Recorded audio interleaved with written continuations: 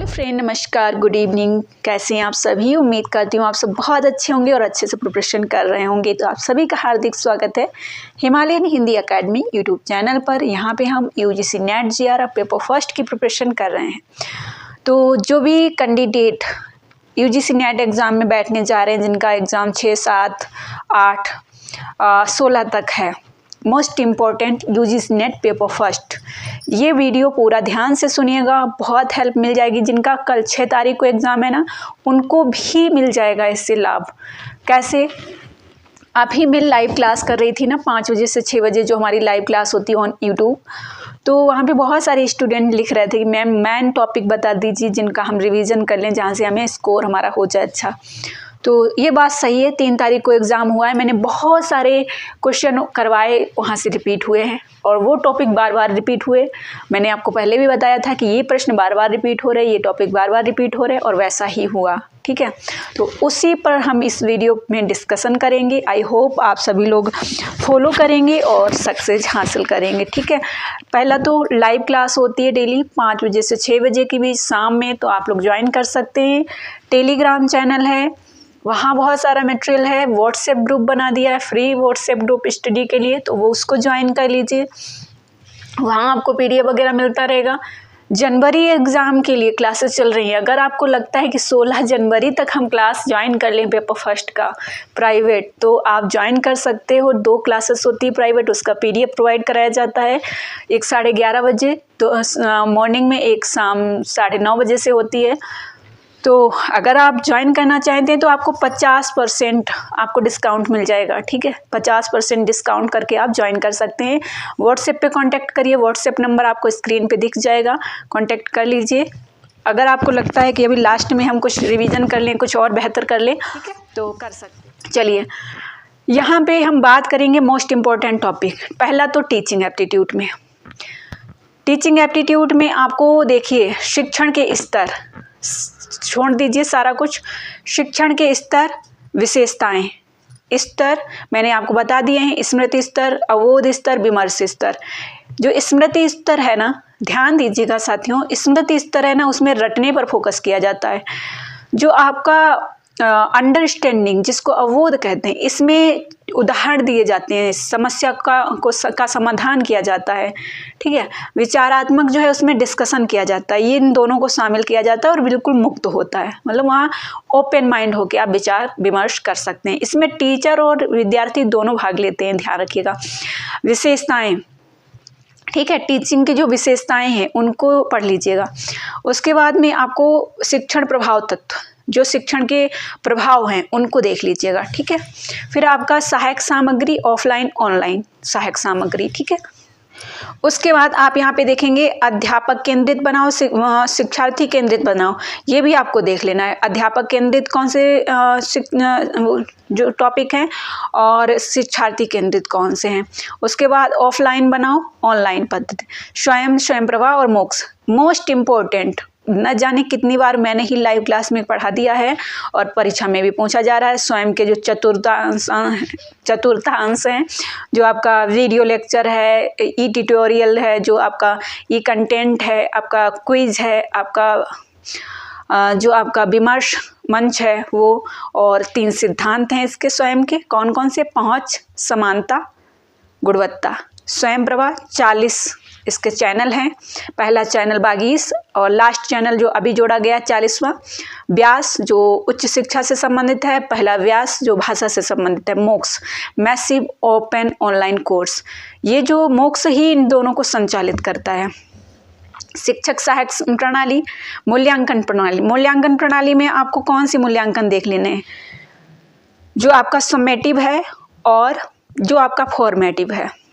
ठीक है, समेटिव और फॉर्मेटिव प्रणालियाँ आपको देख लेनी है। नवाचार में आपको पता है जो आपका ई लर्निंग है, जो स्वयं प्रभा है, तो इसी से प्रश्न बनेगा।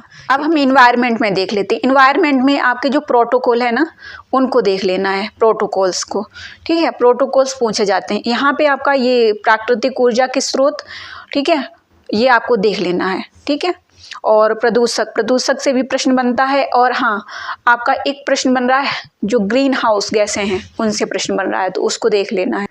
ओजोन परत क्षरण किससे संबंधित है? क्योटो प्रोटोकॉल और रियो सम्मेलन और मॉन्ट्रियल प्रोटोकॉल। मोस्ट इम्पॉर्टेंट अधिनियम 1986 मोस्ट इम्पॉर्टेंट, इनको देख लेना है। रिसर्च में आपका जो है गुणात्मक और मात्रात्मक शोध, ठीक है, और एक्शन रिसर्च चक्रीय है, ऐतिहासिक, गुणात्मक, मात्रात्मक शोध और एक्स पोस्ट फैक्टो जो जहां आपका प्रभाव देखा जाता है उस पर आता है, ठीक है। शोध के चरण पूछे जाते हैं। फिर आपका हाइपोथेसिस क्या है, चर क्या है, विकल्प क्या है, ठीक है। हाइपोथेसिस, वेरिएबल और डिजाइन मोस्ट इम्पोर्टेंट। प्रतिचयन, ओहो इसको तो भूलना ही नहीं है। प्रतिचयन सैम्पलिंग जो आपका संभाव्य और असंभाव्य मोस्ट इम्पोर्टेंट है, ठीक है।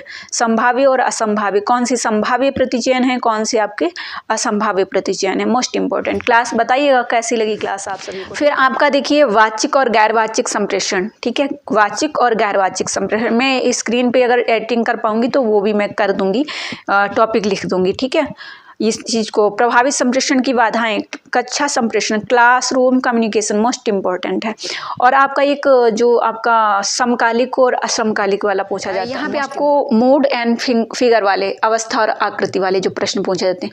औपचारिक एवं अनौपचारिक युक्ति दोष, इसको देख लेना।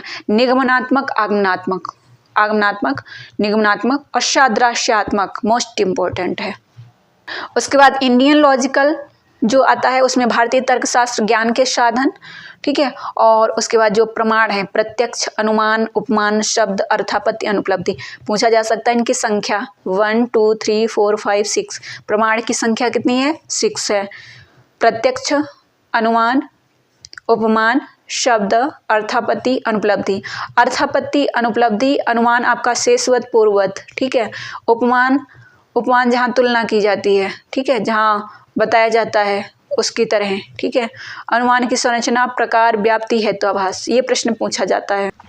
आईसीटी में देखिए, आईसीटी में जितना आप पढ़ लेंगे आपका जो मेमोरी लेवल है वो पूछा जाता है, ईमेल है, ठीक है, इंटरनेट, इंट्रानेट है, ठीक है, ये सारी चीज़ें पूछी जाती हैं। हायर एजुकेशन में आपको स्वतंत्रता के बाद भारत में उच्च अधिगम और शोध का उद्भव, ये पूछा जाता है प्रश्न, ठीक है। इसको आप जरूर देख लीजिएगा। जो योजनाएं हैं आपका राधा कृष्ण आयोग है, मुदालिर आयोग है, कोठारी आयोग है, सैम पित्रोदा है, शेडलर है, ये सब अभी आप देख लीजिएगा, मैं यहाँ पे नोट डाउन कर दूंगी।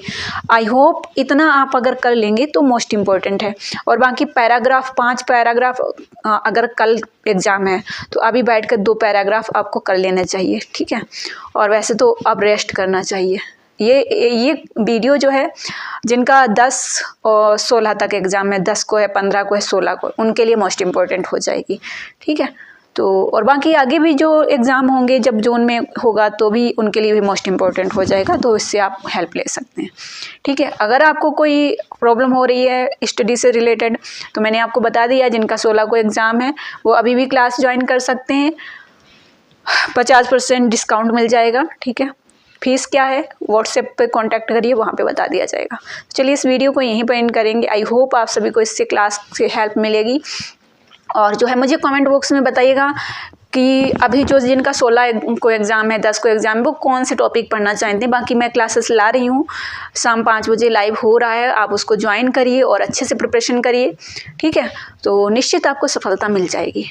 चलिए okay, all the best. Video पसंद आए तो प्लीज़ लाइक कर दीजिएगा, चैनल पर पहली बार हैं सब्सक्राइब कर लीजिएगा और चैनल को सपोर्ट जरूर करिएगा, क्योंकि बिल्कुल नया चैनल है और नए चैनल को आप सभी का सहयोग ज़रूर है, ठीक है।